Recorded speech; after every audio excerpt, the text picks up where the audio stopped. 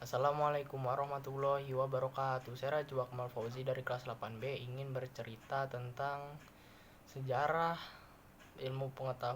sejarah perkembangan ilmu pengetahuan pada masa dinasti Bani Abbasiyah. Sepeninggal Rasulullah SAW dan para sahabat, Islam mulai berkembang di bawah kepemimpinan Khalifah Bani Umayyah dan Bani Abbasiyah. Kedua khalifah ini berperan penting dalam peradaban Islam sampai saat ini. Bani Abbasiyah adalah sekelompok orang yang memiliki keturunan dengan Nabi Muhammad SAW melalui jalur paman Nabi yang bernama Al-Abbas bin Abdul Muthalib bin Hashim. Kelompok ini kemudian membentuk khalifah dan menggantikan dinasti Umayyah pasca keruntuhan pada tahun 750 Masehi. Dalam sejarah Islam, dinasti ini tercatat banyak melahirkan ilmuwan-ilmuwan cerdas yang dikenal dunia. Ilmu pengetahuan dan pendidikan pun mulai berkembang pesat. Pada masa dinasti Abbasiyah, tak heran jika dinasti ini dikenal sebagai dinasti pembawa peran penting dalam peradaban agama Islam. Perkembangan ilmu pengetahuan pada masa Bani Abbasiyah pada umat Islam mencapai puncak kejayaan di berbagai bidang. Ini terjadi karena perhatian yang besar dari pemerintah terhadap kemajuan ilmu pengetahuan. Khalifah Al-Ma'mun melakukan penerjemahan buku-buku asing dan mendirikan Baitul Hikmah yang menjadi pusat perkembangan ilmu pengetahuan.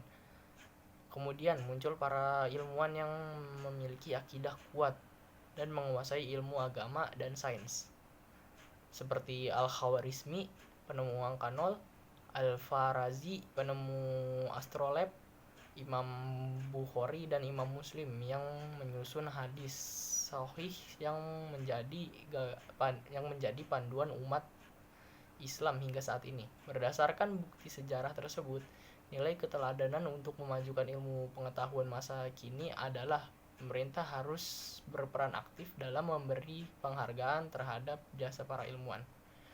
Pada masa pemerintahan dinasti Abbasiyah, pemerintah membangun berbagai infrastruktur dan lembaga, termasuk lembaga pendidikan. Semangat mengembangkan ilmu pengetahuan yang ditunjukkan para khalifah pun terlihat jelas. Para khalifah yang memimpin turut mendukung perkembangan ilmu pengetahuan dengan kebijakan-kebijakannya. Alhasil, penduduk berduyun-duyun mendatangi tempat-tempat untuk menuntut ilmu. Sementara para ilmuwan memiliki kedudukan penting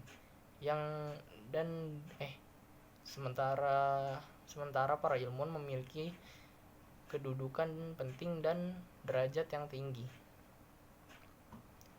Kebijakan para khalifah dalam bidang ilmu pengetahuan. Beberapa langkah atau kebijakan yang dikeluarkan khalifah pada masa pemerintahan Daulah Abbasiyah adalah sebagai berikut. 1. Menggalang penyusunan buku pada masa pemerintah dinasti Abbasiyah dilakukan secara besar-besaran.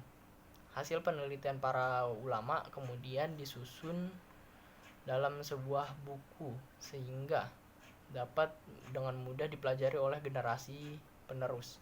2. Menggalang penerjemahan buku-buku ilmu pengetahuan dari bahasa asing. Khalifah Bani Abbasiyah mendukung dan mendanai penerjemahan ilmu-ilmu pengetahuan dari bahasa asing ke bahasa Arab.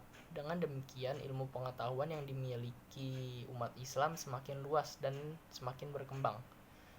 3. Menghidupkan kegiatan-kegiatan ilmiah.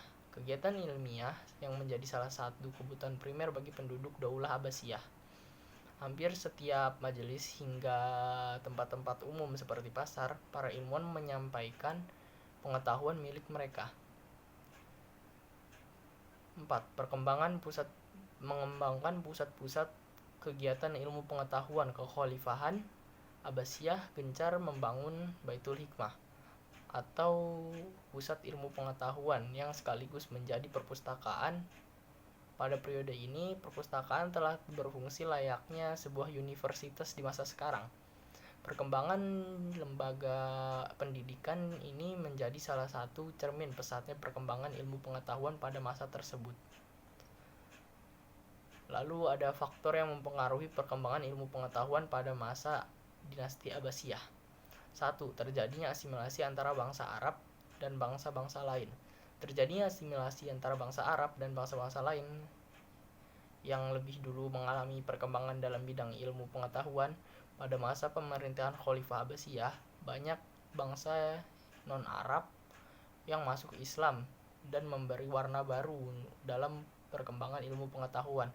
Contohnya, bangsa Persia berjasa dalam perkembangan ilmu filsafat dan sastra serta pengaruh budaya India yang terlihat pada bidang kedokteran, matematika, dan astronomi. 2. Gerakan penerjemahan yang berlangsung dalam 3 fase. Fase pertama adalah